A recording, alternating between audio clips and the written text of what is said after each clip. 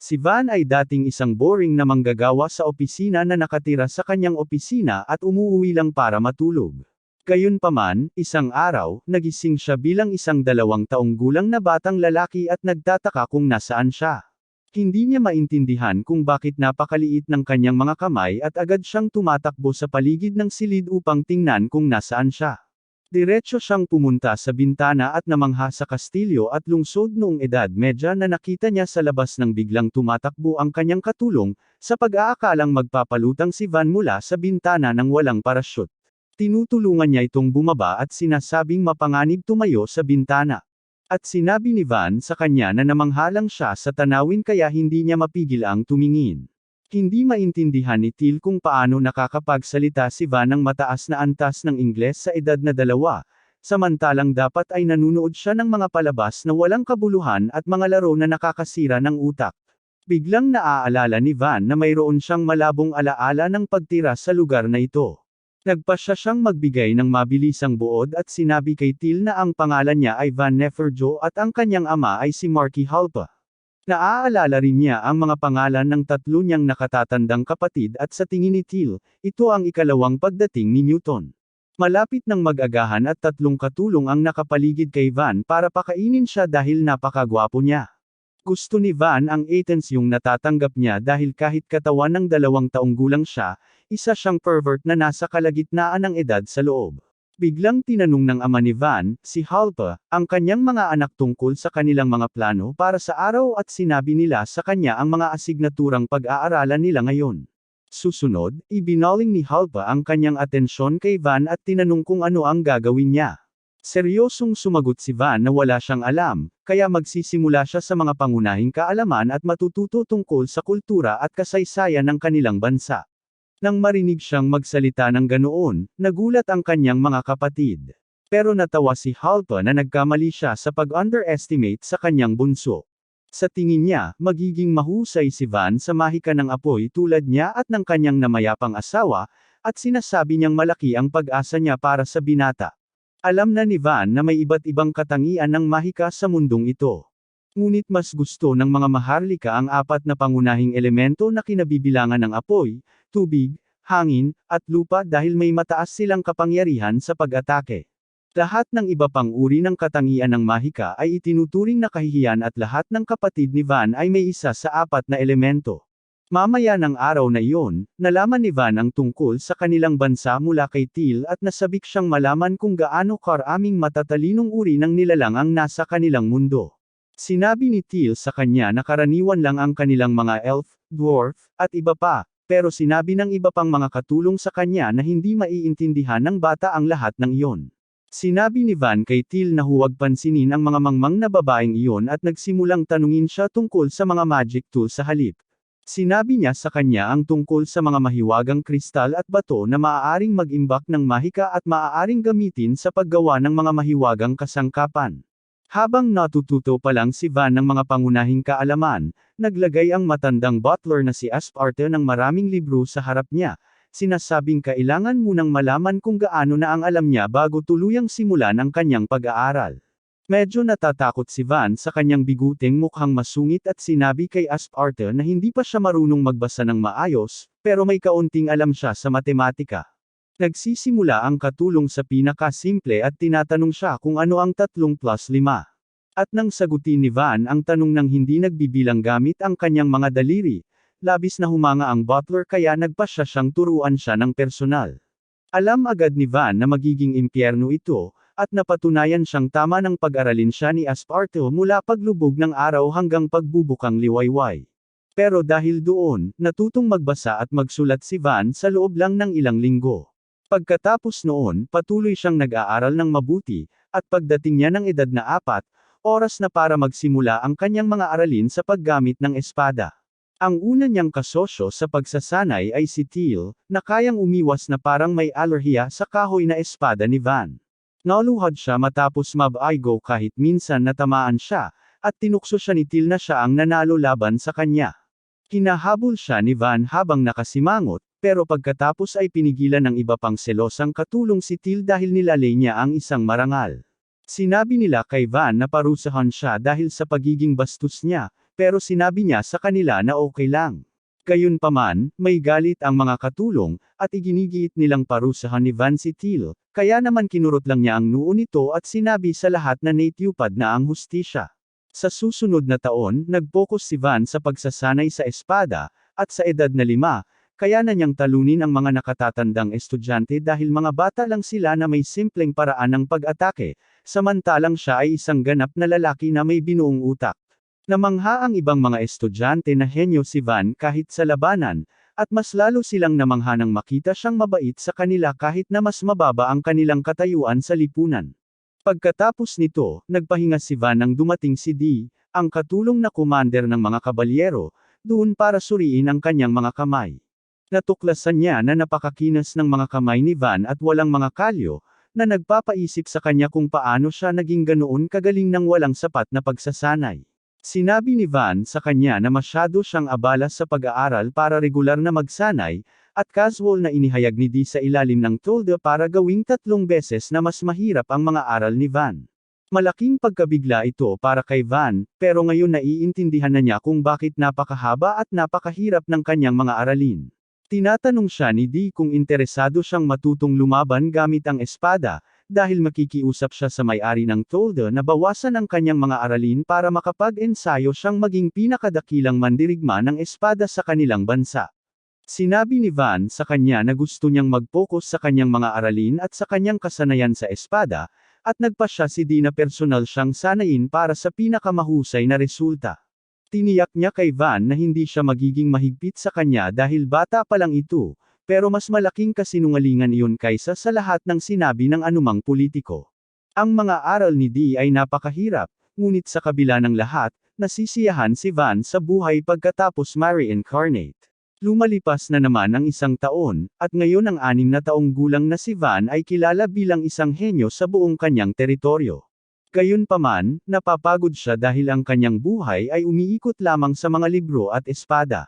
Kaya isang araw, sinabi niya kay Teal na gusto niyang lumabas. Hindi nagtagal, dinala siya nito sa palengke kasama ang 2 kabalyero, at tuwang-tuwa si Van na makakita ng iba't ibang uri ng tindahan.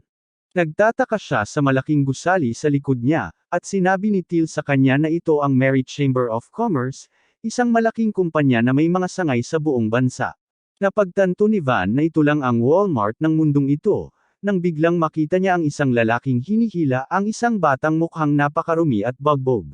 Sinabi ng lalaki kay Van na tumingin sa ibang direksyon dahil hindi ito palabas, at naghanda ang kanyang mga kabalyero na tanggalin ang babong ulo ng lalaki mula sa kanyang katawan dahil sa pag-insulto sa isang marangal. Pinigilan sila ni Van at tinanong ang lalaki kung bakit niya hinihila ang batang iyon, at mayabang siyang sumagot na ibebenta niya ang kanyang anak sa pagkaalipin, at walang sinuman ang makakapigil sa kanya. Ito ang pinakakagulat-gulat na balita para kay Van, pero sinabi ni Teal sa kanya na madalas ibenta ng mga mahihirap sa mundo ang kanilang mga anak sa pagkaalipin para magkaroon ng dagdag na pera. Talagang nagulat si Van dito, pero bago pa siya makialam, dumating ang isang kayumangging nanay doon, at talagang nasasabik siyang makita ang bunso ng pamilya. Buong pagmamalaking ipinahayag at ipinakita ni Teal ang kanyang sagisag ng pamilya sa kayumangging ina, na nagpakilalang Rosalie mula sa Merry Chamber of Commerce. Agad na tinanong ni Van kay Rosalie kung magkano ibebenta ang batang may asul na buhok, at sinulyapan niya ito sandali bago tinanong ang ama nito kung mayroon itong magic attribute. Sumagot siya na may mahika siyang ginagamit para magnakaw ng mga bagay, at sinabi ni Rosalie na ang batang lalaki ay maibibenta lamang sa halagang 3 malalaking barya ng pilak. Ikinagalit ito ng matandang bastardo, na sinimulang sipain ang kanyang anak dahil sa pagiging walang silbi nito, na ang halaga sa pagbibenta ay mas mababa pa sa buwan ng subscription ng OnLife ni Sophie Rain. Sinabi ni Rosalie sa kanya na maging mas mabait sa kanyang anak, ngunit nagpasya siyang dalhin ito sa ibang tindahan para makakuha ng mas magandang presyo para sa kanya. Biglang nag-alok si Van na bilhin ang bata sa halagang 5 malalaking barya ng pilak, at napilitang tinanggap ng bastardo ang alok na yon. Pinalaya ni Van ang bata at tinulungan siyang makatayo, tinanong ang pangalan nito. Ipinakilala ng batang lalaki ang sarili bilang Calm habang hinahawakan ang kamay ni Van at tumatayo. Sinabi ni Van sa kanya na malaya na siyang pumunta saan man niya gusto ngayon, Hanggang sa tinanong siya ni Van kung bakit niya pinapayagan ang batang makatakas gayong kabibili lang niya rito. Sumagot si Van na gusto lang niyang tulungan siya. Pagkatapos ay nalaman niya na walang matutuluyan si Cam at nagpasya siyang dalhin ito sa mansyon. Sinabi ng mga kabalyero kay Van na hindi niya pwedeng dalhin ang isang batang hindi kilala ang pinagmulan sa mansyon ng normal, at kailangan niyang tanggapin ito bilang alipin. Bilang isang modernong lalaki na ayaw sa pang-aalipan, nasaktan si Van sa pangungusap na yon. Pero dahil okay lang kay Cam yun, nagpasya siyang sundin ang ideya. Pinutol siya ni Rosalie at sinabing kailangan nilang tapusin ang kontrata ng alipin bago iyon, at hiniling sa dalawang bata na hawakan ang kanyang mga kamay. Pagkatapos ay gumamit siya ng salamangka upang isagawa ang salamangkang kontrata kay Cam, na lumilikha ng tato sa likod ng kamay nito upang ipakita na ngayon ay naglilingkod na ito kay Van. Sa gayon, dinala ni Van si Cam sa mansyon, at di nagtagal ay naging mahusay at tapat siyang tagapaglingkod. Isang araw, dumating si Cam para sabihin kay Van na hinahanap siya ni Dee, at binigyan siya ni Van ng cookie para magsinungaling na wala siya rito. Tinanggap ni Cam ang suhol at pagkatapos ay sinabi na alam na ni Dee na narito siya, ngunit sinabi ni Van sa kanya na gumawa ng kwento kung kailangan niya. Napansin niya na hindi suot ni Cam ang guwanteng binili niya para rito, at sinabi niyang gusto niyang ipakita sa buong mundo ang kanyang tato, dahil ito ang patunay na naglilingkod siya kay Van. Gayunpaman, nang sabihin ni Van na gusto talaga niyang isuot niya ang guwantes, agad nagbago ang isip ni Cam. Sa sandaling iyon, kumatok si Dee sa pinto, at lumabas si Cam para sabihin sa kanya na wala si Van. Sabi ni Dee, nakita lang siya ng isang katulong na pumasok, pero sabi ni Cam, sigurado nag-shrooms ng malakas ang lalaking iyon kahit tanghaling tapat. Nagdududa si Dee dahil nakikita niya ang mga mumo ng biskwit sa paligid ng bibig ni Cam, pero mabilis niya itong pinunasan at sinabing siguro nag-shrooms din siya kaya nag-i-imagine lang. Namangha si Dee sa katapangan ng batang alipin na sumagot sa kanya para protektahan ang kanyang amo, kaya nagpasya siyang sanayin ito. Lumipas ang 2 taon pa, at si Van ay 8 taong gulang na nangangahulog ang oras na para sa kanyang seremonya ng pagtatasa. Lahat ay may mataas na pag-asa para sa kanya, at gusto nilang siya ang maging Panginoon nila, dahil hindi lang siya henyo, kundi mabait din siya sa lahat. Sigurado rin ang kanyang ama na magpapalabas si Van ng mahika ng elemento tulad niya, ngunit lahat ng kanyang pag-asa ay napalitan ng pagkasuklam at pagkadismaya nang malaman niyang may talento si Van sa mahika ng produksyon. Sinasabi ni Jalma na ang mahika sa paggawa ay itinuturing na pinakamasamang uri ng mahika ng mga maharlika dahil pinapayagan nito ang mga tao na lumikha ng mga espada at iba pang bagay gamit ang hilaw na materyal at imahinasyon. Gayunpaman, lahat ng iyon ay magagawa kahit walang mahika, at walang sinuman ang nangangailangan ng maharlika na isa lamang pinalaking panday bakal. Sabi ni Jalma, pareho silang malakas na fire mages ng kanyang namayapang asawa, at hindi niya matanggap na ang kanilang anak ang magkakaroon ng pinakamahinang mahika. Hinugot niya ang kanyang espada at sinabing dapat niya itong hinugot noong gabing iyon, ngunit itatama niya ang kanyang mga pagkakamali ngayon. Nang inag sa takot si Van at hindi alam kung ano ang gagawin, ngunit bago pa man siya mapalo ng kanyang ama. Ang kanyang panganay na kapatid, si Mersha, ang humakbang upang ipagtanggol siya. Iminumungkahi niya na mayroon silang isang liblib na nayon sa kanilang teritoryo na hindi pa rin nabubuo, at dapat nilang hayaan si Van ang bumuo nito. Hinihiling ni Jalma na palawakin pa niya ang paliwanag, at sinabi ni Mersha na ang Nameless Village ay mayroon lamang 100 residente, at wala silang anumang ikinabubuhay. May malalakas na halimaw sa mga bundok sa Hilaga, at may isa pang lupain ng maharlika sa tabilang nila. Bukod pa rito, ang kanilang karibal na kaharian, ang Yeleneta, ay nasa labas lamang ng nayon, at doon lamang sila nagsasagawa ng ilang pagsasanay sa militar. Sumasang-ayon din si Jalma sa plano dahil ang Nameless Village ay bagong nakuha na teritoryo, at hindi pa talaga sila lil sa kanilang pamilya, na nagiging dahilan upang maging magandang desisyon ang pagpapadala ng isang miyembro ng pamilya doon. Pinupuri niya si Mersha dahil nakahanap ito ng gamit sa kahihiyan ng kanilang pamilya at sinasabihan si Van na umalis patungong nayon sa lalong madaling panahon. Nang umalis na ang lahat, humingi ng paumanhin si Mersha kay Van dahil sa pagmungkahi na ipadala siya sa napakahirap na lugar, ngunit hindi niya gustong mamatay ito sa kamay ng kanilang ama. Nagpasalamat si Van sa pagligtas sa kanyang buhay, at nangako si Mercia na tutulungan siya hanggat makakaya niya upang mamuhay ng komportable sa nayon. Hindi nagtagal, nagsimulang mag-impake si Van ng kanyang mga gamit, at galit na galit si Teal sa Marky dahil ipinadala siya nito sa malayong lugar, ngunit sinabi niya rito na talagang inaabangan niya ito dahil magkakaroon siya ng maraming libreng oras doon. Habang isinakay ang kanyang bagahe sa mga karwahe, naisip ni Van kung paanong hindi siya pinayagan ng kanyang ama na magdala ng anumang gabi, at kinailangan ni Mercia na kumuha ng mga mandirigma upang bantayan siya. Bukod pa riyan, sa una ay payapa lang ang pinayagan siyang dalhin, pero salamat sa pagmamagitan ng kanyang kapatid, ngayon ay sasama na rin si Teal sa kanya. Biglang dumating si Dee doon at sinabi kay Van na sasama siya para tapusin ang kanyang pagsasanay.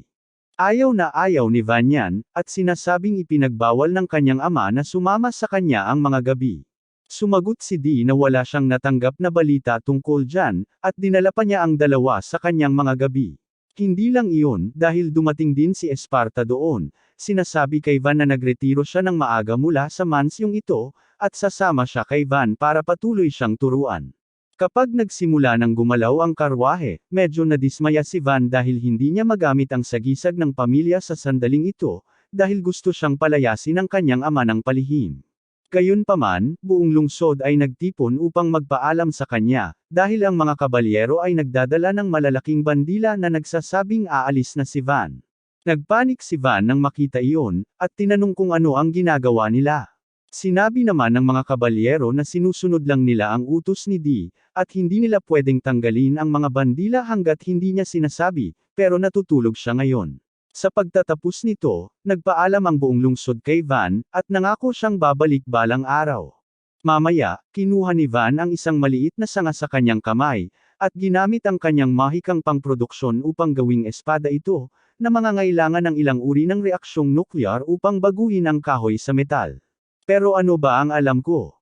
Namangha sina Cam at Teal dito, at sinabi ni Van na gusto lang niyang makita kung may magandang paraan para gamitin ang kanyang mahikang sinasabing walang silbi. Sinabi naman ni Teal sa kanya na malapit na sila sa nayon, at nasa sabik si Van na makita ito. Sinabi niya kay Cam na kung hindi niya gusto ang buhay sa nayon, palagi siyang makakabalik sa mansyon. Handa siyang paalang bisa ang kontrata sa pagkaalipin at sinisiguro niya kay Cam na kaya niyang maglingkod kay Mercia, na magiging mabuti sa kanya. Agad na tumanggi si Cam, sinasabing sumumpa na siyang maglingkod kay Van, at mananatili siya sa piling nito hanggang sa huli. Medyo nagulat si Van dito, dahil parang isang proposal ang sinabi, na hindi niya kailanman natanggap sa kanyang nakaraang buhay. Biglang umuga ang karwahe at huminto, at binuksan ni Van ang bintana para malaman kung ano ang nangyayari. Sinabi sa kanya ng isang kabalyero na may problema sa unahan dahil ang nayon ay inaatake ng ilang bandido. Agad na nagpatawag ng pulong si Van, at sinabi ni Dee sa kanya na sanay lumaban ang mga bandido, kaya walang pagkakataon ang mga taga-nayon laban sa kanila.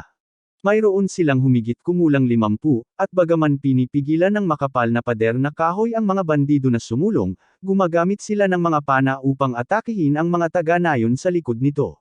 Sinabi ni Dee kay Van na dapat nilang labanan ang mga bandido dahil mapapalayas nila ang mga ito kung magtutulungan ang lahat. Ngunit ang pinuno ng mga manlalakbay, si Ortho, ay tumangging makipagtulungan. Sabi niya ang misyon niya ay bantayan lang si Van hanggang makarating ito sa nayon, at hindi niya hahayaang sumugod ang kanyang mga tauhan sa laban kung saan sila ay nasa dahado. Ayon kay Dee, ang mga taga-nayon ang unang mamamayan na mapapasailalim sa pamamahala ni Van, at dapat silang lumaban upang ipagtanggol ang kanilang sarili.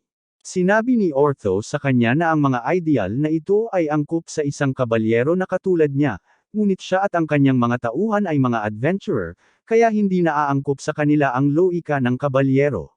Walang panlaban si Dee doon, kaya pinakiusapan niya si Ortho na protektahan si Van habang siya at ang mga kabalyero ay lumalaban sa mga bandido. Alam niya na baka mamatay siya sa proseso, at hiniling niya sa mga adventurer na dalhin si Van at tumakbo pabalik sa lungsod kung kinakailangan.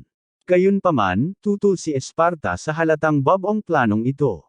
Sinabi niya sa lahat na kahit mukha siyang ordinaryong tagapaglingkod, isa siyang elemental mage, at tutulungan niya silang manalo sa labanan. Mahirap paniwalaan ang lahat iyon, pero sinabi ni Esparta na gagawa siya ng pader, at ang mga adventurer ay dapat magpaputok ng mga ranged attack mula sa likod nito. Makakaabala iyan sa mga bandido, at sabay nakakalabanan sila ni Dee at ng mga kabalyero. Sa tingin ng Esparta, kapag sinalakay ang mga bandido mula sa lahat ng panig, tatakas sila. Tinanong siya ni Van kung balak niyang manatili at lumaban, at sinabi ng matandang butler na oo, kailangan niyang patuloy na umatake para mapunta sa kanya ang atensyon ng mga bandido. Sabi ni Van delikado at pwede siyang mamatay, pero gusto ni Esparta na lumabas ng may karangalan. Sinabi ni Van sa kanya na hindi siya maaaring mamatay sa lugar na ito pagkatapos ng tapat na paglilingkod sa kanyang pamilya sa loob ng mga dekada, at hindi rin niya gustong mamatay ang mga kabalyero. Alam niya na kung mawawala sa kanya ngayon sina Esparta at Dee, hindi niya magagawang paunlarin ang nayo ng mag-isa, at tiyak na papatayin siya ng kanyang ama dahil sa kanyang mga kabiguan. Kaya naman, nag-isip si Van ng alternatibo at inihayag na siya ang gagawa bilang panlinlang. Nagulat ang lahat sa pagkarinig nito, hanggang sa agad na tumanggi si Until na mangyari iyon. Sabi niya siya na lang ang magiging panlaban, at handa si Cam na pumalit sa kanya. Sumagot si Van na hindi niya gustong makitang may malapit sa kanya na mamatay. Kaya naman siya ang magiging panlinlang. Plano niyang sumakay sa karwahe at harapin ng direkta ang mga bandido, upang bigyan ng pagkakataon ng iba na atakehin sila mula sa gilid. Sa tingin ni Dee ay masyadong mapanganib, pero pinaalalahanan siya ni Van na siya ang nagturo sa kanya, kaya hindi siya madaling mamamatay. At kahit mamatay siya, wala nang mas dakilang katapusan para sa isang marangal kaysa mamatay para sa kanyang mga tao. Binunot niya ang kanyang espada at sinabihan si Dee na iwan ang kanyang katawan kung sakaling mamatay siya, dahil hindi niya gustong madungisan ang pangalan ng kanyang pamilya dahil sa kanyang kamatayan. Naantig si Ortho sa sinabi ni Van, na naalala kung paano siya hindi masaya na tanggapin ang trabaho ng pagbabantay sa isang anak ng maharlika dahil sa akala niya na lahat sila ay mayabang na mga asong ulo. Gayunpaman, nang dumating si Van para batiin siya, at pinuri pa siya dahil cool at badass ang hitsura niya, medyo nagbago ang opinyon niya. Ngayong nakikita niyang isinasapalaran ni Van ang kanyang buhay para sa kanyang mga tao, nagpasya siyang hindi maging duwag at inihayag na lalaban siya kasama nito. Sinabi ni Van sa kanya na hindi ito sakop ng kanyang sweldo, ngunit sumagot si Ortho na hindi siya maaaring maging cool at badass kung hahayaan niyang ilagay sa panganib ng isang bata ang kanyang buhay sa kanyang presensya. Sumasang-ayon sa kanya ang kanyang mga kaibigan, at pagkatapos ay sumulong din si Dee, na nagsasabing hindi niya maaaring hayaang ilagay sa panganib ng kanyang Panginoon ang buhay nito habang siya ay buhay pa. Sumasang-ayon sa kanya si Esparta, sinasabing kailangan niyang turuan si Van mula sa simula kung sa tingin niya ay magandang estratehiya ang paglalagay sa panganib ng kanyang buhay. Agad siyang nagkaroon ng bagong plano at gumawa ng pader na gawa sa lupa sa loob lamang ng ilang segundo bago sinabihan ang mga kabalyero at adventurer na palibutan ang mga bandido mula sa magkabilang panig. Si Ortho at ang kanyang kaibigang mabigat ang katawan ay nagmadaling pumunta sa isang tabi habang si Dee at ang kanyang mga tauhan ay nagmadaling pumunta sa kabilang tabi. Samantala, nagsimulang magpaputok ng mga pana ang iba pang mga adventurer mula sa likod ng pader, nakapatay ng ilang bandido at nakagambala sa iba. Inutusan sila ng kanilang pinuno na unahin ang mga taong nasa likod ng pader, ngunit biglang sumugod si Dee at sabay-sabay na pinatay ang marami sa kanila. Sumali rin sa aksyon si Ortho, ang mga manlalakbay, at ang mga kabalyero. At kung hindi pa sapat iyon para mag-iwan ng dumi sa kanilang mga damit panloob ang mga bandido, nagsimulang maglabas si Dee ng nakakatakot na aura na nagpatakbo sa kanila. Napagtanto ng pinuno ng mga bandido na hindi sila mananalo sa ganitong paraan, kaya sinugod niya ang mga pader upang patayin ang mga taong nasa likod nito. Sinusubukan ni Ortho na bigyan ng babala ang kanyang koponan, ngunit hindi sila nakarik sa tamang oras, at naghahanda ang Cyclops wannabe na iwagayway ang kanyang mabigat na palako sa berdeng buhok na nerd. Sakto namang dumating si Van at tinukso ang pinuno ng mga bandido para makuha ang kanilang atensyon. Pinadaan niya sa pagitan ng binti ang malaking lalaki at pagkatapos ay sinugatan ang tuhod nito mula sa likod, na nagpabagsak dito sa lupa. Sumali rin si Cam sa laban at tumalon patungo sa pinuno ng mga bandido gamit ang kanyang palako bilang tantungan at nagbigay ng nakamamatay na huling suntok. Hindi nagtagal pagkatapos nito, lahat ng natitirang bandido ay nahuli. Dahil walang nasawi sa puwersa ni Van, natutuwa si Ortho na nakamit nila ang pinakamagandang posibleng resulta at sinasabing kapag natanggap na nila ang kanilang bayad, tapos na ang kanilang trabaho dito. Pero medyo nagiging interesado siya kay Van ngayon. Nakikita niya ang malaking potensyal sa kanya at tinanong ang kanyang koponan kung gusto nilang manatili at tingnan kung ano ang magagawa niya sa walang pangalang nayong ito. Kalahati sa kanila ang nagsasabi sa kanya na walang sapat na pera sa nayon, ngunit ang kanyang pangunahing grupo ay nanatili dahil nakita rin nila si Van sa aksyon, at naniniwala silang hindi ordinaryong bata si Van. Gusto nilang mamuhunan sa kanya dahil sigurado silang magiging matagumpay siya balang araw, at pagkatapos ay maaari nilang kitain ang lahat ng loyalty points. Samantala, pinagalitan ni Teal si Van dahil sa paglalagay sa panganib ng kanyang buhay at sinabihang hayaan na lang siyang sumabak sa panganib sa susunod. Sa sandaling iyon, dumating si Nadia at ang iba pa roon at sinabi kay Van na nagtipon-tipon ang mga taga-nayon sa gate. Nagpasya siyang pumasok sa nayon ng may pagmamalaki at pag-asa, ngunit nang makita niya ang nayon, nawalan siya ng kaunti sa pareho dahil mukhang mahina at wasak ang mga ito. Malugod na tinanggap ng pinuno ng nayon si Van at nagpasalamat sa pagliligtas nito sa kanyang buhay. At ang unang tanong ni Van ay kung inatake na ba ang nayon noon. Kinumpirma ng matandang lalaki, sinasabing maraming beses na silang inatake ngayong taon. Tinatanong ni Van ang dahilan nito, at sumagot ang pinuno na noong una, ang nayon ay bahagi ng ibang teritoryo, at regular na nagpapatrolya ang mga kabalyero dito. Mula nang maging bahagi sila ng teritoryo ng pamilyang Ferdia, walang sinumang dumating upang alagaan sila. Humihingi ng paumanhin si Van para doon at sinasabing hindi pa nakikita ng kanyang ama ang halaga ng maliliit na nayon. Ikinagalit ito ng mga taga-nayon, at tinanong ng matandang pinuno kung sa tingin ba ng mga maharlika ay hindi karapat-dapat protektahan ang maliliit na nayon dahil hindi sila nagbabayad ng malaking buwis. Sinabi ni Van sa kanya na walang saysay na sisihin ang sinuman, at lalo pang nagalit ang mga taga-nayon dahil dito. Sinasabi nila na hindi kailanman maiintindihan ng isang marangal ang pinagdaraanan nila, ngunit sinabi ni Van na pinag-uusapan nila ang kinabukasan ng nayon at hindi kailangan ang kanyang galit dito. Sinasabi niya na ang mga maharlika ang may pananagutan sa kalagayan ng nayon, ngunit ang mga batas na isinulat ng tagapagtatag ng kaharian ang pangunahing dahilan. Sabi niya, walang magbabago kung sisihin ang batas, at kailangan nilang gumawa ng ibang paraan para protektahan ang nayon. Ang unang paraan ay ang gumawa ng isang bagay na napakahalaga na hindi kayang baliwalain ng kaharian. Ang ikalawang paraan ay ang kumita ng sapat na pera upang umarkila ng mga mersenaryo para protektahan ang kanilang sarili, at ang huling paraan ay ang magtrabaho sa nayon at gawing mas maayos ito. Sinabi sa kanya ng isang masamang tao sa nayon na naisip din nila ang ideyang iyon, ngunit wala silang anuman. Sinabi ni Van sa kanya na iba na ang sitwasyon ngayon dahil may bago silang Panginoon, at gagawin niya ang lahat para ipagtanggol ang balon. Hindi nagtitiwala ang mga taga-nayon sa kanya dahil bata pa siya, ngunit nang humakbang sina Esparta at Di at nagpakilala bilang dating punong butler at pangalawang commander ng gabi, biglang nagtiwala ang mga taga-nayon na nasa tamang kamay ang kanilang nayon. Tinanong ng pinuno si Van kung mayroon siyang malakas na elemental magic, at agad niyang nilinaw na ang pinakamahusay niyang magagawa ay production magic, kaya hindi sila dapat umasa sa lakas niya sa labanan. Nagsimulang magmukmak ng lantaran ang mga taga-nayon at nasaktan ang ego ni Van. Sa sandaling iyon, tinanong siya ng isang taga-nayon kung ano ang dapat nilang gawin tungkol sa buwis, dahil sa kasalukuyan ay nahihirapan silang bayaran ang 30% ng kanilang kita.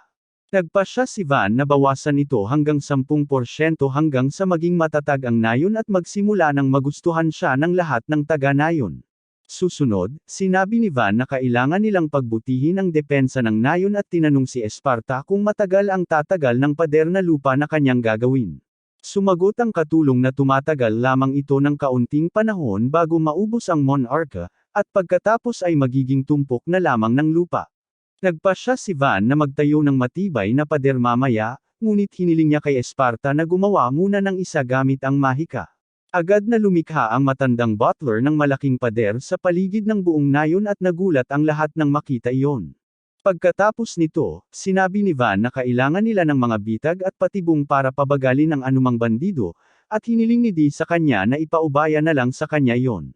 Pagkatapos ay bumaling si Van sa mga taga-nayon, sinasabing kailangan nilang magtulungan upang muling itayo ang nayon, dahil kung magtatagumpay sila, hindi magiging malabong pangarap ang gawin itong isang maunlad na lugar. Pagkatapos nito, pumunta si Van sa kagubatan upang subukan ng buo ang kanyang mahikang pangproduksyon. Kumuha siya ng maliit na troso at ginamit ang kanyang mahika para lubos na maramdaman ang bawat pulgada nito. Pagkatapos ay hinahati niya ang kahoy sa napakatipis na mga hibla at pagkatapos ay hinahabi ang mga ito sa isang matibay na disenyo, na lumilikha ng isang matatag na kubo ng pagmamalaki, hanggang sa dumating at magtanong kung ano ito. At sinabi ni Van sa kanila na ito ay isang nanomaterial cube, na talagang malakas. Gumagawa siya ng marami sa kanila at hindi nagtagal ay dumaan sina Ortho at ang kanyang mga kaibigan. Naging mausisa sila sa mga RGB cube at tinanong ni Ortho kung maaari niyang subukang putulin ang isa. Inihagis niya ang isang bloke sa hangin at pagkatapos ay buong lakas na sinipa ito, ngunit ang bloke ay tumama sa isang kalapit na puno, at walang kahit isang gasgas dito. Hindi makapaniwala si Ortho dahil ang kanyang atake ay kayang tumagos sa bato, pero buo pa rin ang kabong gawa sa nanomaterial. Pagkatapos nito, lalo pang nagsimulang mag-eksperimento si Van sa kanyang mahika at patuloy na gumagawa ng mga sandata at iba pang bagay hanggang sa lumubog ang araw, hanggang sa tanungin siya ni Till kung hindi siya napapagod dahil sinasabing maraming mana ang ginagamit sa production magic. Pero pakiramdam ni Van ay maayos lang siya. Nagtataka siya kung gaano karaming mana ang mayroon siya at basta-basta na lang gumawa ng katana mula sa kahoy dahil sino ang magmamalasakit sa agham at pagtitipid ng enerhiya at bagay kapag mayroon kang mahika. Nagsimulang kumikinang ang mga mata ni Cam nang makita ang bagong uri ng espada kaya't ibinigay ito sa kanya ni Van, at pagkatapos ay hanggang sa si Till ay nanood sa kanya nang may nagmamakaawang mga mata rin. Binigyan siya ni Van ng palakol at hindi natuwa si Till dahil may nakakatakot na disenyo ng bungo na hindi bagay sa kanyang cute na personalidad. Mamaya ng gabing iyon, habang natutulog sina Till at Cam, nakaupo si Van sa harap ng apoy sa kampo, hindi makapagpahinga. Pagod siya matapos maglakbay at lumaban, at marumi rin dahil hindi pa siya naliligo sa loob ng ilang araw. Sa tingin niya ay maayos ang pag-uugali ng kanyang mga alipin, pero sigurado rin silang pagod na at kailangan niyang magkaroon ng ilang pangunahing pasilidad bago niya simulan ang pagtatrabaho sa nayon. Kaya, kinabukasan, sinimulan ni Van na itambak ang mga nanocube sa isang bukas na espasyo upang makagawa ng bahay mula sa mga ito. Nagtipon-tipon ang mga taga-nayon para makita kung ano ang ginagawa niya, at kahit si Van ay hindi sigurado kung kaya niyang gumawa ng napakalaking bagay. Gayunpaman, nakatuon siya sa mga detalye at hakbang sa pagtatayo ng bahay. Una, nagtatayo siya ng matibay na mga haligi na susuporta sa bigat ng kisame, at pagkatapos ay nagtatayo ng mga pader sa paligid ng mga ito. Susunod, nagtatayo siya ng mas maraming silid na may mga pinto at bintana at pagkatapos ay idinadagdag ang bubong upang makumplito ang gusali. Sa gayon, natapos ang kanyang bahay sa isang iglap at walang makapaniwala na itinayo ni Van ang buong mansyon sa loob lamang ng ilang segundo, ngunit masaya siya na mayroon na siyang bahay na komportableng matirhan. Ang buong nayon at mga kaibigan ni Van ay patuloy na nakatingin sa mansyon na nakabuka ang bibig at hanggang ngayon ay sinasabi ni Till na mas angkop ang kanyang produksyon magic para mamuno sa isang teritoryo kumpara sa elemental magic. Nagpapakumbaba si Van, sinasabing mas maganda pa rin sa kabuuan ng nakakasakit na mahika, dahil nagbibigay ito ng kakayahan sa isang marangal na tao na protektahan ang kanyang mga nasasakupan. Nararamdaman niya na mas maganda ang pakiramdam ng mga tao sa ilalim ng isang marangal na tao na kayang magpalabas ng fireballs kumpara sa isang glorified construction worker. Hindi sumasang-ayon sa kanya sina Till at Cam at sinasabing mas gusto nilang manirahan sa bayan niya kaysa sa bayan ng kanyang ama, pero sa tingin ni Van, may kinikilingan lang sila sa kanya. Pero naniniwala ang Esparta na sila ang tama. Sinabi niya kay Van na sa panahon ng digmaan, baka mas gusto ng mga tao na mamuhay sa ilalim ng mga maharlika na may malakas na kapangyarihan sa pag-atake, ngunit sa panahon ng kapayapaan, ang kanyang kakayahan ang pinakamainam para sa kanilang pag-unlad. Ortho, at iba pa ay pareho rin ang nararamdaman, at sinasabi nila kay Van kung gaano hindi ka panipaniwala na nakagawa siya ng bahay ng mas mabilis kaysa sa pagtakbo ni Usain Bolt ng 100 metro. Sinabi ni Van sa kanila na kung magdadala sila ng kahoy, kaya rin niyang gumawa ng bahay para sa kanila, At parehong nag-init ang ulo ni Dee at Ortho para mangolekta ng kahoy at mauna silang magpagawa ng bahay. Well, hindi lang sila ang gustong magkaroon ng bagong bahay, at mahiyain namang tinanong ng pinuno ng nayon si Van kung may dala silang kahoy. Maaari rin siyang magtayo ng mga bahay para sa kanila. Nagsimulang ikwento ng mga taga-nayon sa kanya kung paano sira ang kanilang mga bahay at hindi na magandang tirahan, at napagtanto ni Van na talagang nakakapagod ang pag-aayos sa lahat ng ito. Gayunpaman, hindi niya gustong bigin ang kanyang mga tao, at totoo namang naghihintay na gumuho ang kanilang mga bahay anumang oras. Pumayag siyang magtayo ng bahay para sa kanila, kung dadalan nila siya ng kahoy para doon, at tuwang-tuwa ang lahat ng marinig ito. Hindi nagtagal pagkatapos nito, sabay-sabay na nilikha ni Van ang buong isang block ng tirahan, at hanggang ngayon ay namamangha pa rin ang mga tao sa kanyang galing. Sinasabi nila na ibang bagay ang magkaroon ng malaking mana pool, pero marunong din si Van kung paano magplano ng tamang layout para sa isang pamayanan. Nagsimulang ipamalas ni Van ang kanyang kaalaman tungkol sa arkitektura at disenyo at sinabing ginamit niya ang grid layout kung saan ang bawat unit ay binubuo ng 4 na bahay na may malalapad na kalye na nagkokonekta sa mga ito. Sa ngayon, ginawa niyang pare-pareho ang lahat ng bahay para walang away, pero balak niyang ipaayos ang mga ito sa bandang huli kapag may mas matibay na hilaw na materyales na magagamit. Lubos na nagpapasalamat ang mga taga-nayon at inihahandog ang kaunting ani na mayroon sila kay Van bilang regalo. Pagkatapos nito, nagtayo si Van ng pampublikong paliguan sa tabi ng kanyang mansyon dahil gusto niyang maligo araw-araw, ngunit nagiging mausisa rin ang mga taga-nayon tungkol dito. Sinabi ni Till at ng berdeng buhok na salamangkero na si Florial kay Van na maligo kasama sila, at nagulat siya nang marinig iyon at pinaalalahanan sila na isa na siyang ganap na lalaki. Unang maliligo ang mga babae, at sinabi ni Florial na si Van ay hindi katulad ng anumang marangal na nakilala niya, at talagang mabait at matalino ito, hanggang sa biglang nagsimulang magsalita tungkol sa kung gaano kahanga-hanga ang kanyang amo, at pagkatapos niyang matapos ikwento ang lahat ng iyon sa kanyang bagong kaibigan, oras na naman ng mga lalaki para maligo. Unang pumasok sina Van at Cam, at napansin ni Van na lumalaki ang kalamnan ni Cam matapos regular na magsanay kasama si Dee, speaking of the devil. Dumating naman sina Dee at ang mga kabalyero sa paliguan ng sandaling yun, at pagkatapos ay nagsimulang iwagayway ng malaking espada ang walang utak na malaking lalaki sa pampublikong paliguan. Pagkatapos maligo, nagpahinga si Van sa kanyang kwarto at bumagsak sa kama, iniisip na sa wakas ay makakapahinga na siya pagkatapos ng nakakapagod na araw.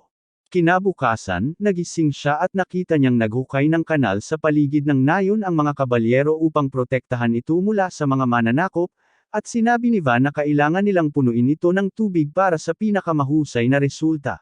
Kailangan din nila ng tubig para sa pag-inom, pagsasaka, at pampublikong paliguan. Kaya nagpasya si Van na ang susunod nilang prioridad ay ang makahanap ng matatag na mapagkukunan ng tubig. Agad siyang naghanap ng malapit na anyong tubig, at pagkatapos ay gumawa si Esparta ng maliit na kanal sa direksyong iyon. Sinimulan ni Dee at ng iba pang lalaki na palawakin at pahabain ang kanal, at sumusunod sa kanila si Van, gamit ang kanyang mahika upang patatagin ang mga pader at ilalim ng kanal para hindi ito tumagas. Napansin niya na masaya si Dee sa paghuhukay sa matigas na lupa, at sinabi ni Esparta na napaka-aktibo niya para sa isang lalaking nasa edad 40. Kalmado at nagtatrabaho rin ng husto ang mga kabalyero, at sa palagay ni Van ay aabuti ng hindi bababa sa 1 linggo bago matapos ang kanal. Gayunpaman, determinado siyang matiyak ang supply ng tubig para sa nayon dahil kapag mayroon na silang lahat ng pangunahing pasilidad, magsisimulang dumalaw ang mga mangangalakal, at mapapabuti niya ang pamumuhay ng lahat. Well, mukhang na-overestimate ni Van ang sigasig ng kanyang mga manggagawa, at sa pagtatapos pa lang ng araw, kalahati na sila ng daan papunta sa nayon. Sabi ni Van sapat na at pinatigil niya sila, at tinanong siya ni Dee kung ano ang problema dahil kaya pa niyang magpatuloy. Sinabi ni Van sa kanya na hindi lahat ay may lakas ni Big D tulad niya, at ang mga tulad ni Cam ay nanginginig na parang paboritong laruan ng kanilang nanay. Napagtanto ni Dee na hindi lahat ay katulad niya ang katawan, kaya pumayag siyang magpahinga sa araw na iyon. Kahit may sapat pa siyang lakas para tapusin ang kanal ng mag-isa, natapos ang kanal kinabukasan, at nagtipon-tipon ang lahat ng sangkot sa ilog upang masaksihan ang pagbubukas nito. Sinabi ni Van kay Esparta na buksan ang gate, at binasag niya ang isang bato upang makapasok ang tubig sa tunnel. Lahat ay pumapalakpak habang nakikita nilang tuloy-tuloy na dumadaloy ang tubig sa kanal na kanilang ginawa, at nagulat ang mga taga-nayon sa dami ng tubig na nakita nila ng sabay-sabay. Hindi nagtagal, napuno ng tubig ang mga kanal sa paligid ng nayon, ngunit natatakot si Van na baka magdulot ito ng pagbaha kapag nagsimula na ang pag-ulan. Nagpasya siyang maghukay ng lawa sa likod ng nayon para maiwasan iyon, at sinabi ni Esparta na magsisilbi rin itong imbakan ng tubig sa panahon ng tag-init. Hindi nagtagal pagkatapos niyan, nagtayo si Van at ang kanyang mga kaibigan ng isang lawa sa likod ng nayon, at nagtipon ang buong nayon doon upang makita ito. Hindi nila mapigilan ang kanilang kaligayahan sa pagkakita nito, at nagpasalamat ang pinuno ng nayon kay Van dahil ngayon ay hindi na sila kailangang maglakad ng 1 milya para makakuha ng tubig para sa kanilang mga pamilya. Ilang araw pagkaraan, pinalakas ni Van ang pader ng nayon sa pamamagitan ng pagdaragdag ng mga piraso ng bato sa putik at pagkatapos ay ginawa itong semento gamit ang kanyang mahikang pangproduksyon. Sigurado ang lahat na sa ganitong matibay na pader, hindi man lang magiging problema kung atakihin sila ng mga bandido, pero hindi pa rin nasiyahan si Van. Nagpasya siyang lalong palakasin ang kanilang depensa sa pamamagitan ng paglalagay ng mga balista sa tuktok ng pader at paglalagay ng mga kalasag sa harap nila upang makatakas sila sa mga pag-ataking mula sa malayo habang nananatiling ligtas. Sabi ni Van, mga pangunahing bagay lang daw ang mga ito, pero lahat ay hindi sumasang-ayon sa kanya dahil mukha talaga silang cool at kahanga-hanga. Sa tingin nila, walang magtatangkang makipag-away sa kanilang nayon ngayon, at sinabi ni Esparta na mali ang tawaging nayon ang lugar na ito dahil nagsisimula na itong magmukhang kuta. Sabi ni D, kung alam lang ni Halpa na kaya ni Van ito, hindi niya sana siya pinaalis at ginawa pa siyang kapalit niya kaagad. Hindi sumasang-ayon ang Esparta, sinasabing mas binibigyang halaga ni Halpa ang kakayahan sa labanan, at hindi niya kailanman lubos na mapapahalagahan ang talento ni Van. Sinasabi ni D na sapat ang lakas ng laban ni Van, at malamang na mas malakas siya kaysa kan-inuman doon. Sumagot si Esparta na malaki ang kapangyarihan ni Van para protektahan ang mga tao, pero hindi niya kayang sakupin ang ibang teritoryo. Ikinagalit ito ni D at sinabing ang digmaan ay hindi lang basta paglalaban ng mga sundalo gamit ang kanilang mga espada, dahil nakikita niyang nagiging seryoso ang dalawang lalaki kaysa sa nararapat. Hiniling ni Van sa kanila na tumigil. Sabi niya, walang magandang maidudulot sa kanila ang pagtatalo tungkol sa talento at paggamit nito, at kailangan nilang gawin ang lahat ng makakaya nila para magkaroon ng mas magandang buhay gamit ang kung ano ang mayroon sila. Nagsimulang tumawa si D nang mapagtanto ang kanyang pagkakamali, at sumang-ayon siya kay Van, sinasabing magiging mahusay siyang pinuno saan man siya ipadala. Buong kumpiyansa niyang sinasabi na balang araw baka magkaroon pa siya ng domain na makikipagkompetensya sa domain ng kanyang ama, pero mas interesado si Van sa agahan dahil gutom na talaga siya. Nasisiyahan siya sa agahan, hanggang sa ginagawa ito para sa kanya, at natutuwa siya na nagustuhan ito, dahil medyo kulang sila sa mga sangkap. Napagtanto ni Van na nakakabahala ito, at sinabi ni Esparta sa kanya na magandang ideya ang pagpapabuti sa depensa ng nayon, ngunit kailangan din nilang mag-alala sa kita nito. Wala silang koneksyon maliban sa mga mangangalakal na dumadating dito minsan sa isang buwan. Sumagot si Van na kaya niyang asikasuhin ang mga muebles at kubyertos, at sapat naman ang gulay na ginagawa ng mga taga-nayon para sa kanilang pangangailangan, kaya nilang mabuhay ng maayos. Pinunasan ni Esparta ang piraso ng omelette sa kanyang bigot habang sinasabi kay Van na wala silang pampalasa dito, at wala rin silang sangkap para sa mga lutong panghimagas na gustong-gusto ni Van. Nagulat si Van nang marinig ito at agad na humarap kay Till, na parang siya ang nagtaksil sa kanya. Nagpasya siyang magtayo ng isang espesyal na industriya na magbibigay sa nayong ito ng lahat ng perang kailangan nito. Hinihiling niya sa kanyang koponan na bigyan siya agad ng ilang ideya, at iminungkahi ni Cam na maibibenta nila ang mga nanocube dahil ang mga ito ay isang revolusyonaryong materyal. Agad na tinanggihan ni Van ang ideyang iyon dahil siya lang ang makakagamit sa kanila. Susunod, sinabi ni Till na maaari silang manghuli ng mga halimaw para sa mga materyales, ngunit tinanggihan din ni Van ang ideyang iyon dahil ang mga adventurer at knight lang ang maaaring gumawa nito. Sa tingin ng Esparta, mahirap makahanap ng espesyal sa nayong ito, kaya nagpasya si Van na mag-isip ng mabuti tungkol dito. Mamaya ng araw na iyon, nakasalubong niya ang matabang lalaki mula sa grupo ni Ortho, na nagsabing tila mahal na mahal siya ng kanyang mga alipin dahil nang hilingin niyang ipakita kung ano ang kayang gawin ng kanilang mga sandata, tumanggi silang sirain ang mga sandata sa pamamagitan ng paggamit nito. Na-disappoint si Van sa kanilang dalawa at sinabing ang mga armas ay para gamitin, at kung patuloy nilang itatago ang mga ito, hindi sila makakatulong kapag dumating ang panahon. Hinihikayat sila ni Van na gamitin ang kanilang mga sandata, at ang adventurer na may malawak na katawan ay naglabas ng kalasag na gawa sa balat ng orc. Sinasabi niya na talagang matibay ito at kayang sukatin ang lakas ng kanilang mga armas, at hinihikayat niya silang atakehin siya. Kalmado na nag-aatubiling pumayag na gawin ito at marahang tinapik ang kalasag gamit ang kanyang katana. Sinabi ng lalaking malaki ang katawan na dagdagan pa ang lakas dahil hindi man lang iyon maituturing na atake. Pero sa sumunod na sandali, napansin niya na may bahagi ng kanyang kalasag na nahulog sa lupa. Hindi siya makapaniwala na ang kalasag na kakagawa lang niya ay nasira na ngayon. At bukod pa doon, sinabi ni Van sa kanya na ang espada ay mukhang metal, pero kahoy lang pala. Dahil dito, umiyak ng malakas si Fatty, pero agad na inayos ni Van ang kanyang kalasag gamit ang kanyang mahika. Sa sandaling iyon, dumating si Ortho doon, at tinanong niya si Van kung gusto nitong bumili ng ilang mahahalagang mineral mula sa kanila.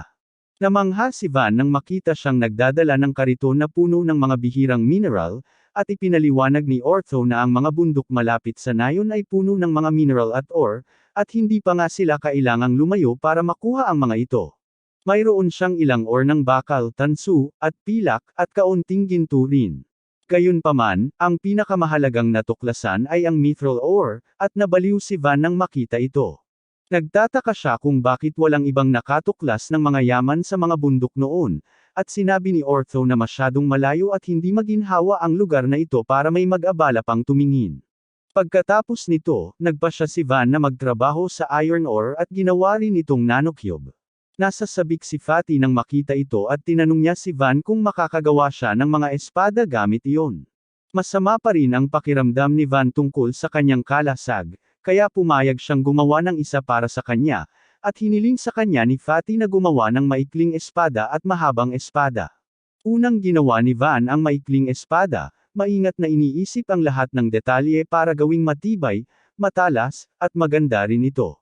Tuwang-tuwa si Fatty nang makita ang espada, at nagtipon-tipon ng iba pang mga adventurer sa paligid niya para makita ito ng mas malapitan, habang gumagawa naman si Van ng mahabang espada na kapareho ang disenyo. Dahil dito, nagiging baliw ang mga adventurer, at tinanong nila si Van kung kaya rin niyang gumawa ng mga espada para sa kanila. Nagpasya siyang gumawa ng tig-isa para sa kanila dahil sila ang nagdala ng mga mineral, at pagkatapos ay sinabi ni Florial sa kanya na mukhang malaki ang maibibenta ng mga espada. Sa tingin ni Van, kung makakagawa siya ng mga espada mula sa mithril, baka mas malaki pa ang halaga nito kapag dumating na si Esparta. Sinuri niya ang mithril ore at sinabing napakabihirang makahanap nito, ngunit kung nakita ito ng mga adventurer sa kagubatan bago pa man pumasok sa bundok, nangangahulugan lamang ito na may kalapit na piitan. Sabi niya, kung may matutuklasan na piitan dito, biglang sisikat ang nayon, at libu-libong tao ang pupunta rito araw-araw para galugarin ang piitan. Bagaman malaking tulong ito sa kanilang ekonomiya, alam ni Van na hindi nila kayang suportahan ang napakaraming tao. Bukod pa riyan, natatakot siya na sila ay aatakihin ng kalaabang bansa at maging ng mga karatig na maharlika dahil sa piitan. Sabi ni Florial, kung may matatagpo ang piitan, agad ipapadala ng ama ni Van ang mga kabalyero para protektahan ito, at sumagot si Van na halos itakwil na siya ng kanyang ama, kaya ipapadala siya sa ibang lugar kung magiging mahalaga ang nayong ito. Nauunawaan na ngayon ni Florial na nais ni Van na mas paunlarin ang nayon at gawing permanenteng teritoryo bago matuklasan ang piitan at iulat ito. Sabi ng isang ortopedista, susubukan nilang hindi pumunta sa rehiyon kung saan maaaring matatagpuan ang piitan. Sumasang-ayon din ang kanyang mga kaibigan, at nagpasalamat si Van sa kanila sa pagiging lihim, kahit na mas malaki ang kanilang kita kung sila ang nakatuklas sa piitan. Hindi nagtagal pagkatapos nito, muling pinaganda ni Van ang nayon gamit ang mas magagandang materyales, at nag-alala si Till na baka masyado siyang nagtatrabaho. Sa sandaling iyon, may isang taga-nayon na tumatakbo at sumisigaw na may isang kawon ng mga halimaw na may baluti na parang butiki ang papalapit sa nayon. Agad na inutusan ni Van ang lahat na pumasok sa loob ng mga pader at pagkatapos ay sinarhan ang mga tarangkahan. Takot na takot ang mga taga-nayon sa mga halimaw, ngunit hiniling ni Van sa kanila na lumaban kasama niya dahil magkasama, kaya nilang talunin ang anumang hadlang sa kanilang daan. Naging inspirasyon ang pep talk ni Van sa mga taga-nayon, at sinumpa nilang lalaban sila hanggang sa huling hininga nila para protektahan ang nayon. Sinabi ni Van sa kanila na agad pumunta sa pader at magposisyon sa likod ng mga balista. Sinabi ni Com sa kanya na nagpunta sa Pangangaso si Ortho at ang kanyang grupo, kaya kailangan nila ng isang mamumuno sa sitwasyon, at nagpasya si Van na sumama sa iba pang mamamayan niya. Gayunpaman, hinawakan ni Till ang braso niya habang may luha sa mata at si Van ay maaaring hindi isang simp, pero hindi niya gustong saktan siya. Hinihiling niya kay Dee na umakyat at iulat sa kanya ang sitwasyon ng real time. Habang nananatili siya sa lupa at nagbibigay ng mga utos, tinanggap ni Dee ang kanyang utos at nagmadaling umakyat sa pader, at ang nakita niya sa harap niya ay nagdulot sa kanya ng pagkamangha. Sinabi niya kay Van na may humigit kumulang 40 armored lizard na patungo sa kanila, at ang taas ng mga ito ay mga 8 metro, katumbas ng 3 elepante na nakatayo sa balikat ng bawat isa sa mga unit ng kalayaan. Nagsimulang magpanik si Dee nang makita ito dahil kahit ang isang grupo ng mga veteranong kabalyero ay nahihirapang talunin ng isang nakabaluting butiki, at sa ngayon, kakaunti lang ang kanilang mga sinanay na mandirigma. Inutusan siya ni Van na ikarga ang mga palasong bakal sa mga higanteng crossbow, at agad siyang sumulong para gawin yun. Sinabi sa kanya ng kanyang mga kabalyero na hindi epektibo ang mga normal na sandata laban sa matigas na kaliskis ng mga nakabaluting butiki, at alam din yun ni Dee. Sabi niya, hanggang ngayon, nanalo siya sa lahat ng laban na kanyang nilahukan, pero sa pagkakataong ito, gusto niyang magtiwala sa kanyang pakiramdam at hayaan si Van ang mamuno. Inutusan niya ang lahat na ikarga ang kanilang balista, at pagkatapos ay inutusan silang magpaputok. Nawawala ang mga pana sa sandaling tumama ang mga ito sa mga butiki, at sandaling nag-isip si Dee bago niya napagtanto na may malaking butas saan man tumama ang mga pana. Ang mga butiking may kalasag na tinamaan ng mga palaso ay bumagsak sa lupa pagkatapos ng ilang segundo ng puwersang nagtutulak sa kanilang katawan pasulong, at sa unang pagpapaputok pa lang, 10 sa kanila ang natamba ng mga taga-nayon. Namangha si Dee sa kalidad ng mga sandatang gawa ni Van, at gayon din sa mga taga-nayon na sa ilang kadahilanan ay mas magaling pumutok kaysa sa mga kasama ko sa Call of Duty sa ranked matches. Sinabi niya sa lahat na maghanda para sa ikalawang laban, at sinabi ng mga kabalyero sa kanya na isa na lang ang natitirang palaso na bakal para sa bawat balista. Sinabi ni Dee sa kanila na magkarga at magpaputok pa rin, at nagawa nilang matamba ang mas maraming armored lizard. Gayunpaman, kalahati pa rin ng mga butiki ang natitira at wala na silang bala. Ipinadala ni Dee ang mensahe kay Van, na nagsimulang maghanap ng solusyon sa problema. Nang bigla niyang maalala na nagawang putulin ng kahoy na espada ni Caln ang high-spec shield ni Fatty, naisip niya na baka epektibo rin ito laban sa mga nakabaluting butiki, at sinabi niya kay Dee na gamitin ang mga kahoy na pana.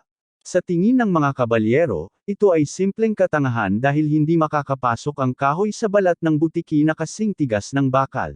Sinabi ni Dee sa kanila na tumahimik na lang dahil ilang beses nang napatunayan ni Van na mali sila, at pinagkakatiwalaan niya ang sinasabi nito. Inutusan niya ang mga taga-nayon na ikarga ang mga palasong kahoy at iputok, at kahit ang mga palasong kahoy ay nagawang tumagos sa mga butiki, kahit na natigil ang mga ito sa kalagitnaan. Sa kabutihang palad, sapat na yun para tamaan ang kanilang mahahalagang bahagi ng katawan at agad silang mapatay, at ngayon alam na ni Dee na walang makakatalo sa kanila. Sinabi niya sa mga taga-nayon na muling magkarga at magpaputok, dahil ngayong gabi ay kakain sila ng karne ng butiki. Sinusunod ng mga taga-nayon ang kanyang utos at pinapaulan ang mga pana sa mga nakabaluting butiki, nililinas ang anumang natitira sa kanila. Buong pagmamalaking ipinahayag ni Dee ang kanilang tagumpay kay Van at sa iba pang mga taga-nayon, na nagsimulang malakas na magpalakpakan, hanggang sa mahigpit na yakapin si Van, at sinusubukan pa rin niyang tanggapin na talagang gumana ang kanilang mga sandatang kahoy laban sa makapangyarihang mga halimaw.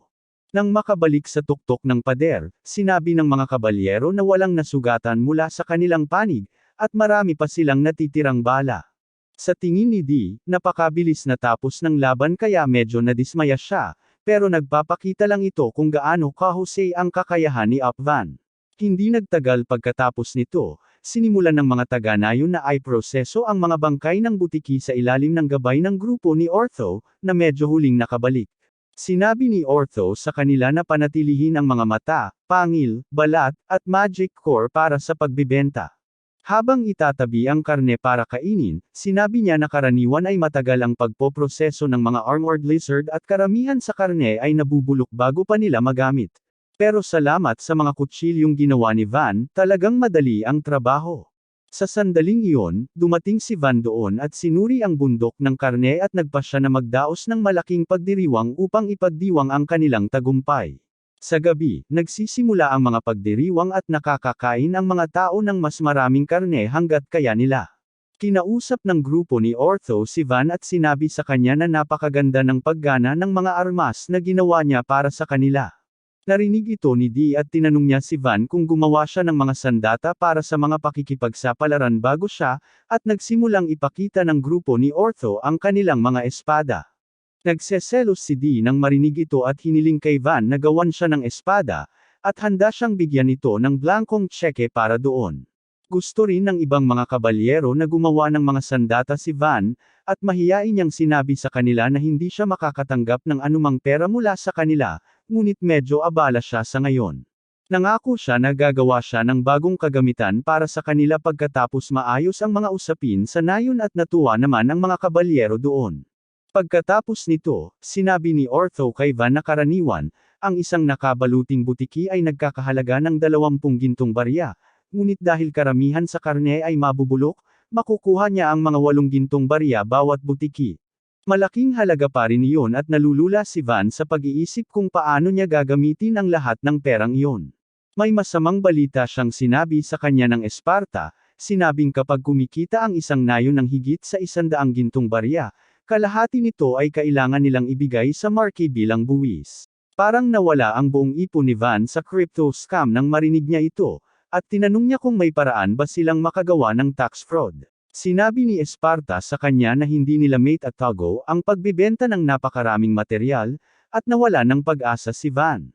Gayunpaman, mas nag-aalala siya na matuklasan ng kanyang ama ang kahalagahan ng nayong ito, dahil kung mangyayari iyon, ipapatapon siya nito sa ibang malayong lugar. Biglang nagkaroon ng solusyon si Esparta, at sinabing maaari silang mag-compromise sa sitwasyon sa pamamagitan ng pag-uulat sa Mercia sa halip na sa Halpa. Napagtanto ni Van na maibibigay nila ang karangalan ng pagtalo sa mga butiki sa kanyang nakatatandang kapatid, na magtatakip sa kanilang mga ginawa at magpapahintulot sa kanila na manatili sa nayong ito ng mas matagal. Kinabukasan, 2 mangangalakal ang dumating sa nayon, at sila ay naloko nang makita ang malaking pader na parang kuta sa harap nila. Nagsimula silang magsisihan sa maling pagbasa sa Google Maps at pagkawala sa daan, nang biglang lumitaw si Van sa ibabaw ng gate at binati sila sa kanyang nayon. Nagulat ang mga mangangalakal dahil nakilala nila si Van bilang henyong anak ng Marx, at nagtataka kung bakit siya nasa napakalayong lugar. Nagpakilala sila bilang Bell at Rango mula sa Merry Chamber of Commerce, at pinapasok sila ni Van. Sa sandaling makarating ang magkakapatid na mangangalakal sa bodega, napanganga sila sa sahig sa pagkakita sa mga materyales na inani mula sa mga armored lizard. Nahihirapan silang maniwala na ang isang napakaliit na nayon ay nakahuli sa lahat ng mga halimaw na ito, ngunit gusto lang malaman ni Van kung pwede nilang bilhin ang lahat ng gamit na ito mula sa kanila. Agad na sumagot ng oo ang mga mangangalakal at hiniling kay Van na maghintay ng 1 buwan, dahil kailangan nilang mag-ayos para sa buong grupo na susuri at magdadala ng lahat. Pumayag si Van dyan, at hiniling sa kanila na kumuha ng libreng karne, dahil mapapanas din naman ito dahil hindi siya makagawa ng refrigerator sa ngayon. Pagkatapos ay pinapatinggan niya sa magkakapatid ang ilang sandata na binibenta rin, at namangha sila sa kalidad. Agad silang pumayag sa presyong hiningi ni Van nang walang anumang torang naganap, at hiniling niya sa kanila na i-promote sila. Nag-atubili ang magkakapatid na sagutin ang tanong na iyon, at napagtanto ni Van na ang mga noob na ito ay nag-iisip na sila ay mga propesyonal na maaaring mag-isa sa kalakalan ng kanyang mga espada. Sinabi niya sa kanila na kahit anong pagtatago nila, malalaman pa rin ng mga tao ang tungkol sa nayon dahil matutuklasan nila ang ruta na kanilang tinatahak. Nagulat ang magkakapatid nang marinig ito, at sinabi ni Van sa kanila na may isa pang paraan para kumita ng malaki. Sabik silang marinig iyan, at sinabi niya sa kanila na magtayo ng tindahan sa kanilang nayon. Agad tinanggap ng magkapatid ang alok na iyon at yumukod sa harap ni Van upang ipakita ang kanilang pasasalamat, at sinabi niya sa kanila na dapat nilang itayo kaagad ang kanilang tindahan, bago pa man nila maintindihan kung ano ang sinasabi niya. Binuksan ni Van ang tindahan na pinapangarap nilang buksan, at sinabi sa kanila na inaasahan niyang magkakaroon sila ng magandang negosyo. Hindi nagtagal pagkatapos nito, may dalawang bisita si Van na hindi niya inaasahan. Isa sa kanila ay isang marangal na dalaga na halos kasing edad niya, at ang isa naman ay isang malupit na night mommy na nagbabantay sa kanya. Sa gabi, mapanghusga na si nanay at sinabing aalamin niya kung tunay bang henyo si Van o nagpapanggap lang. Samantala, binibigyan ni Esparta si Van ng takdang aralin, na sinasabing magplano ng isang lungsod para sa 10,000 katao na titira, dahil sa bilis ng pag-unlad ng kanilang nayon, magiging lungsod ito sa lalong madaling panahon. Tinanong niya si Van kung anong uri ng kuta lungsod ang gusto niya, sinasabing ang mga kuta na hugis parisukat ang pinakakaraniwan. Gayunpaman, hindi mapigilan ni Van na maging labis, at sinabi niyang gusto niyang magtayo ng kuta na hugis bituin, dahil mapipilitan ang mga umaatake na mag-aksaya ng maraming oras sa pagtatangkang saklawin ang mga punto ng depensa na itatayo niya sa paligid ng kuta. Gusto ni Esparta ang ideya at sinimulang tulungan si Van, nang biglang pumasok sa silid ang pulang buhok na kabalyero, sinasabing may sugo mula sa karatig na lalawigan ng Ferdinando na narito upang makita siya. Pinapasok sila ni Van, at sila pala ay ang parehong marangal na dalaga at ang mommy knight. Binati niya sila, at nagpakilala ang nanay bilang si Mira, na naging viscountess matapos umakyat mula sa ranggo ng isang kabalyero. Kinakabahang nagpakilala ang dalaga bilang si Art, ang bunso sa mga anak ni Count Ferdinando, at pinakiusapan ni Van ang dalawa na maupo. Agad na tinanong ni Mira si Van kung bakit sa tingin niya sila narito, at sinabi nito na narito sila upang suriin siya at makuha ang kanyang loob kung tila siya ay isang banta. Nagsimula siyang tumawa nang marinig iyon dahil tama si Van, at pagkatapos ay sinabing iniisip ni Count Ferdinando na ipinadala ni Marquis Halto ang kanyang henyong anak para mamuno sa nayong ito dahil gusto niyang sakupin ang kanyang teritoryo. Gayunpaman, sa tingin ni Mira, ipinadala si Van dito dahil wala siyang elemental magic. Nagpasya si Van na maging tapat at sinabi sa kanya na tama siya tungkol sa mga bagay na may kinalaman sa elemental magic, ngunit hindi siya narito upang mamuno ng anumang uri ng digmaan, at pinalayas lamang siya ng kanyang ama. Ayaw maniwala ni Mira na pagkatapos makita kung gaano kalaki ang pag-unlad na nagawa ni Van sa nayon sa maikling panahon, at naniniwala siya na humigit kumulang 5,000 sundalo ang ipinadala kasama niya upang gawing base militar ang nayong ito. Natawa si Van nang marinig iyon, at pagkatapos ay humingi ng paumanhin bago sinabi kay Mira na pinalayas siya ng pamilya na walang dala kundi ang kanyang bagahe at kalmado, at walang ni isa man ang nagpunta para magpaalam sa kanya. Tinanong ni Mira kung nag-i-hallucinate ba siya sa butler at sa deputy night commander, at sinabi ni Din na kusang dumating ang mga ito para tapusin ang pagsasanay ni Van, at hindi niya pinansin ang mga mensahe mula sa night commander na bumalik sa lungsod. Sinabi rin ni Esparta sa kanya na nagretiro na siya at ngayon ay nagtuturo kay Van bilang libangan, at sinabi ni Till na gusto niyang maglingkod kay Van magpakailanman dahil mabait siya sa lahat, anuman ang kanilang katayuan sa lipunan. Hindi pa rin ito maipaliwanag ang mabilis na pag-unlad, at nagpasya si Van na bigyan ng demo ang kanyang mga bisita dahil mas mabilis iyon. Dinala niya sila sa labas ng nayon at hiniling kay Esparta na gumawa ng pader na gawa sa lupa upang magawa niya itong pader na kasing lakas ng pader ng isang kuta. Namangha si Mira sa mahika ng matandang butler, pero sinabi niya naguguho ang pader kapag nawalan ito ng mana.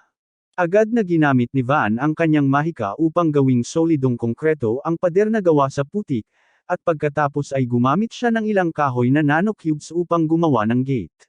Nang makita ito ni Mira at Art, naguluhan sila at tinanong si Van tungkol sa kanyang mahiwagang katangian. Sumagot siya na kaya niyang gumamit ng mahikang pangproduksyon, na itinuturing na pinakamasamang uri ng mahika, at iyon ang dahilan kung bakit siya ipinatapon dito. Nang marinig iyon, naaalala ni Art ang sarili niyang malas na buhay, at pagkatapos ay nagpasya si Mira na simulan ang kanyang ikalawang agenda. Sinabi niya kay Van na ipinadala siya rito para ihandog ang kamay ni Art sa kasal sa kanya, at naintindihan niya na gusto ng konde na ibigay sa kanya ang kanyang anak para hindi niya subukang sakupin ang teritoryo nito.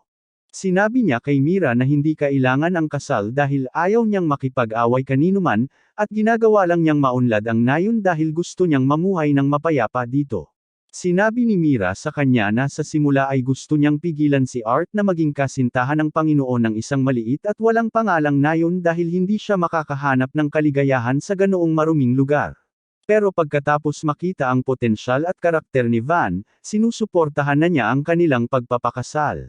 Sinimulan niyang purihin ang kanyang katalinuhan, karisma, at lakas ng loob na gawing hamon ang mga paghihirap, at sinabing kung legal lang, siya mismo ang gustong magpakasal sa kanya. Nasa sabik si Van sa ideya na magkaroon ng mommy waifu, pero sa kasamaang palad, si Art lang ang kaya niyang makuha sa ngayon. Humarap si Mira kay Art, tinanong kung gusto niyang pakasalan si Van dahil hindi talaga siya makahanap ng mas mabuting lalaki. Nahihiya si Art at sinasabing mabuting tao si Van, pero hindi pa niya naiisip ang kasal. Sinabi rin ni Van sa kanya na huwag magmadali dahil ito ang pinakamahalagang desisyon ng gabi niya, at sinabi ni Mira na magpapalipas sila ng gabi sa nayon para makapag-isip sila doon. Nagulat si Van nang marinig na magpapalipas sila ng gabi, pero nang tanungin ni Mira kung may bakanteng kwarto siya sa isang mansyon, nagpasya siyang magtayo ng isang bahay panuluyan para sa kanila. Pagkatapos noon, kumain sila ng hapunan, at nagpasya si Van na alamin pa ang tungkol sa batang babae na maaaring maging kanyang magiging waifu. Sinabi niya sa kanya na gusto niya ang mga cute na bagay tulad ng bulaklak at manika, at tinanong ni Van kung pwede niyang makita ang mga manika niya. Masaya si Art na may nagkaka-interes sa kanya, at masaya siyang pumayag na ipakita kay Van ang mga manika sa kanyang karwahe. Mamaya, sinamahan ni Van ang dalawang babae papunta sa bahay pahingahan, at iniwan ni Mira ang dalawang bata para masabi ni Art kay Van na mabait siya bago tumakbo papunta sa kanyang kwarto. Pagkatapos ay bumalik si Van sa kanyang mansyon, kung saan sinabi sa kanya ni Esparta na dahil ipinadala ng konde ang kanyang anak na babae upang pakasalan ang Panginoon ng isang walang pangalang nayon, malamang na hindi rin siya isang elemental mage. Ngayon ay natanto ni Van na pinalayas din si Art mula sa kanyang tahanan, at nagpasya siyang payagan itong manatili sa nayon kung gusto niya, kahit hindi sila maging magkasintahan.